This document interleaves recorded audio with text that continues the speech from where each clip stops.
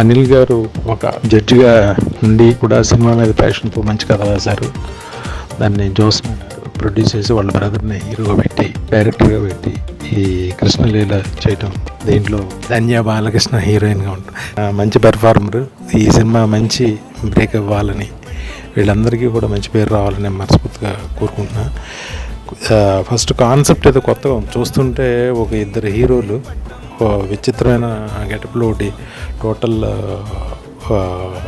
ఒక శివభక్తుడిగా ఒకటేమో మోడర్న్ హీరోలా ఒకటి ఉండడం, ఏదో సంథింగ్ న్యూ బాగుందనిపించింది. ఇది ఖచ్చితంగా హిట్టే. చాలా మంచి పేరు అందరికీ, యూనిట్ అందరికీ చాలా మంచి పేరు రావాలని మనస్ఫూర్తిగా కోరుకుంటున్నాను.